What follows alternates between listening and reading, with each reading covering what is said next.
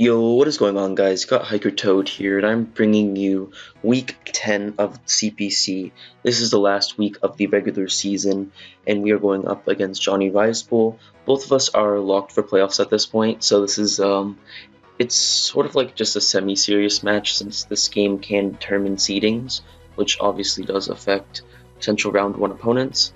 As if he does 4-0 me or more, that will shift that will make him the second seed and us the third seed. So basically, as long as that does not occur, we will retain the second seed, which is still not bad. But yeah, he has a pretty scary team. He has, as you see on the screen, the Mew, Mega Scizor, Suicune, Tyranitar, Scolipede, Stunfisk, and on the bench some notable Mons. I think he had Volcarona, and then I think he had Mienshao, just to name a few. I may be forgetting something. It will be on the screen though, so you will see it. But just quickly going over my team that I decided to put together for this week. I have just SD 3 attacks, Mega Mawile. I have Lumberry, Taunt 3 attacks, Tornadus for Lumberry for the Stunfisk, so I can freely U-turn on it at least once and potentially take a discharge without having to worry about a para. I have Shucka Nidoqueen with Rocks, just 3 attacks, because Rocks are pretty annoying versus him. Actually, no, I have Rocks, 2 attacks, and then Toxic, because I don't really have good ways of dealing with the Mew, so I do have Toxic on a few Mons. And then I have Life Orb Darmanitan with just 3 attacks and Belly Drum. Basically, Belly Drum was supposed to, if the Suicune was like at full or whatever, I can OHKO it with the +6 Darmanitan. So that's pretty interesting right there. Figured I might as well try it out since like I didn't want to like just go all out because we could potentially play in playoffs. And like I said, this match doesn't really matter too much, so I did want to try and see if I could pull off some flames. And then we have the Piloswine, just Roar, 3 attacks, Roar just for like setup Mew, setup Coon, whatever it may be. And I have Rock Slide. I don't have a dual stab on this. No, I have dual stab, but I don't have Icicle Spear. I have a Rock Slide instead for the Volk, I'm pretty sure. And then I just have Quillfish last mon with Toxic Taunt, very good combo against this team. Then Waterfall and Thunder Wave, just to spread some status around his team and all of that. So I'm just gonna go get right into the game.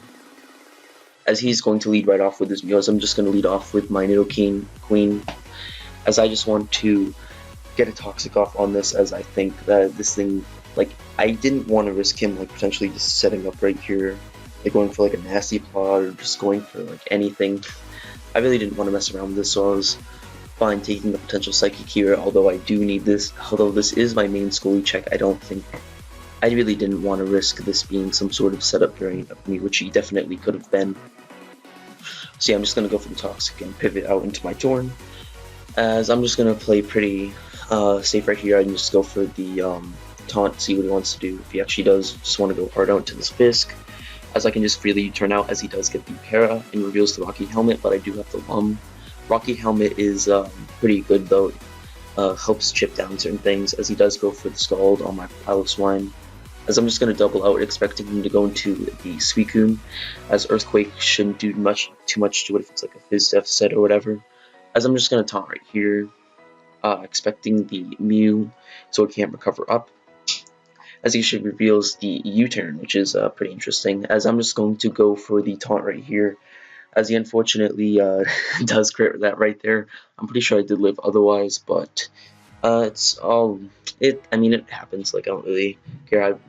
I guess I should have expected him to expect the taunt, because I didn't bring any removal. I guess I did reveal earlier, but yeah, it's all good. And so I'm just going to now take this as an opportunity to get up my own rocks, as he either will switch it or just stay in. As he does choose to just stay in, as I can get that Earth power off, as now I'm just going to go into the Piloswine, as that's just a free Earthquake right there, as I don't want to risk getting stacked with Darmanitan, as I did consider going to that. Sorry about that, as he's actually his EVs are actually messed up on his Suicune, so that did like, so he has like no HP and no defense, so that Earthquake just did like a million. So I'm just gonna kind of expect, not really having another way to deal with this, I'm kind of expecting him to just stay in at this point. I don't really have much I can do, as he's just gonna fire off the Scald and get the burn, which is what Scald does, is he's just gonna get chipped by the Toxic, as he's just going to go into the Mew, as I'm just gonna Waterfall, does nothing, as this is actually Rocky Helmet as well, so he does have the dual Rocky Helmet, which is pretty interesting there, as he actually is just going to fire off the Psychic, as I'm going to Ice Shard, expecting him to just Psychic again to try and get rid of this Mew. But he does go for the Roost, which is a good play, as I'm just going to double up out at this point into my Darmanitan, as, yeah, let me show, because either I thought he was going to either Roost again, or he was just going to Psychic. Okay, yeah, I either thought he was going to Roost again, or he Psychicked, and if he Psychicked, then Darmanitan should outspeed. The only way it didn't outspeed if it was like a really speedy, just like max HP, max speed Mew, but then it would die to the Toxic anyways, which is what I wanted. So yeah, I'm just going to go into my Darmanitan as he goes into the Scizor, which is really nice. So I'm just going to go and pick one, as I just go for the Blitz right here, as yeah, I take some bit of recoil right there, but it's all good. As he goes into the T-Tar, if he's Scarfed and goes for like the Stone Edge, I can just get a free Mega Mawile, and if he just goes for Scarfed Earthquake, I can still take it with Mawile and just pick a kill, as well as I can probably tank it with potentially Quillfish and maybe Piloswine as well. So I'm just gonna pick the Mew off right here, as he does reveal not to be a max speed variant, as he's just gonna pick me off with the Mega Scizor, and I'm going to go into my Mawile right here. Now, predicting him to switch out, I'm actually going to go for the Play Rough, because no matter what, his Tyranitar should probably be able to revenge me. So maybe I thought he would potentially pivot out into maybe the Suicune or something like that. But he is just going to play it safe and just try and get some chip off on me, as I unfortunately do miss the Fire Fang right there, as he actually does end up defogging, which doesn't really matter too much in this end game of how things went down. But yeah, I'm just gonna say he's just gonna Earthquake me, and yeah, it's gonna be a game, as I think this will clean up now. Actually, no. Yeah, well, it's game. I lose this game, but I think this Suicune gets the last kill on Piloswine. So yeah, that's week 10. So basically, we are in playoffs now. There's still basically who we play is 99% locked. There is a game that could potentially, if Gypsy were to get 6-0'd by Carson, then we would not play our current round 1 opponent. But it's not very often where like people get 6-0'd and all that, and like especially if they're like if they both decide to meme or whatever. I don't think it's gonna be really a 6-0 or anything. So at least like against Gypsy's favor maybe. But yeah, round 1 we were probably playing against Techno, the reigning champion. Definitely going to be a good match. Hopefully no hacks and all that.